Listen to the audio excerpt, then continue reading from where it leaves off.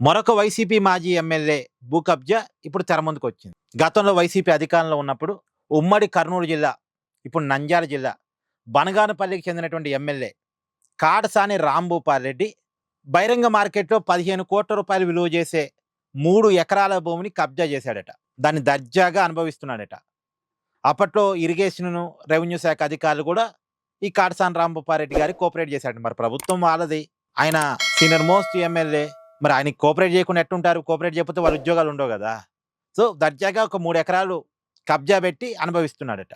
దాని మీద వార్త రాశారు బాగానే ఉంది. కానీ ఆ 3 ఎకరాలు తిరిగి కూటమి స్వాధీనం చేసుకుంటుందా? ప్రభుత్వం స్వాధీనం చేసుకుంటుందా? అది ప్రభుత్వ భూమి అని చెప్తున్నారు.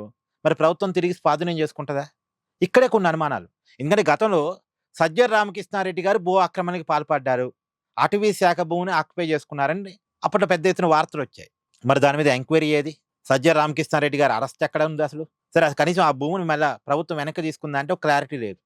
ఇప్పుడు పెద్దిరెడ్డి రామచంద్రారెడ్డి గారు చాలా భూములు ఆక్రమించుకున్నారు అని చెప్పేసి కూడా అప్పట్లో వార్తలు వచ్చాయి కదా. అటవీ శాఖ భూమిని పవన్ కళ్యాణ్ గారు డైరెక్ట్ గా హెలికాప్టర్లో వెళ్ళి మరి చూపించారు కదా పెద్దిరెడ్డి గారి భూ కబ్జాని. మధ్యలో అటవీ భూమి మధ్యలో ఎలా ఫామ్ హౌస్ కట్టుకున్నారు, ఎలా ఆక్రమించుకున్నారు, పెద్దిరెడ్డి గారి ఫామ్ హౌస్ అదంతా చూపించారు. మీకు గుర్తుందా పవన్ కళ్యాణ్ గారు హెలికాప్టర్లో చూపించిన విజువల్స్? మరి ఆ భూమిని ప్రభుత్వం వెనక్కి తీసుకుందా? ఒక క్లారిటీ లేదు. పెద్దిరెడ్డి గారికి సంబంధించి చాలా కంప్లైంట్స్. మరి పెద్దిరెడ్డి గారు అరెస్ట్ ఎక్కడ? ఆయన మీద చర్యలు ఎక్కడ? ఆయన ఆక్రమించుకున్న భూమిని వెనక్కి తీసుకోవటం ఎక్కడ? ఆక్రమించుకున్నారు అని ఆరోపణ చేయగానే కాదు కదా, కేసులు పెట్టాలి, వాళ్ళ మీద చర్యలు తీసుకోవాలి, ఆ భూమిని ప్రభుత్వం వెనక్కి తీసుకోవాలి.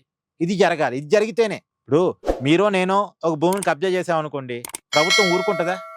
మన మీద ఊరుకున్నప్పుడు వాళ్ళ మీద కూడా ఊరుకోవద్దు కదా. అందులో అటవీ శాఖ భూమిని ఆక్రమించుకోవటం అనేది నాన్ బెయిలబుల్ కేసులు. ఒక అక్కడే పుట్టిన గిరిజనుడు కూడా పోడి వ్యవసాయం చేసుకుంటా, నేను ఇక్కడ పుట్టాను, ఇక్కడ వ్యవసాయం చేసుకుంటానంటే చట్టం ఒప్పుకోదు. వాళ్ళ మీద నాన్ బెయిలబుల్ కేసులు పెట్టి జైల్లో పెడతారు. మరి అక్కడే పుట్టినోడు కూడా అక్కడ భూమి మీద వ్యవసాయం చేసుకోవడానికి వీలైనప్పుడు అటవీ భూమిలో మరి వీళ్ళు ఏకంగా కబ్జా చేసి అనుభవించి ఫామ్ హౌజులు కట్టుకుంటే వీళ్ళ మీద కేసులు అయ్యి వీళ్ళ అరెస్టులు ఎక్కడ? ఇప్పుడు ఆ భూమన కరుణాకర్ రెడ్డి అక్కడ ఏదో భూమిని కబ్జా చేశాడని మొన్న మధ్య వార్తలు రాశారు. మరి ఆ భూమి విషయం ఏమైంది? వైసీపీ నాయకులు ఇలా అడ్డగోరుగా చాలా చోట భూ అక్రమాలకు పాల్పడ్డారు అనేది కొంత వాస్తవం. కొన్ని ఆధారాలు కూడా చాలా క్లియర్గా అందరి కళ్ళ ముందు ఉన్నాయి. మరి వాటి మీద చర్యలు ఎక్కడ?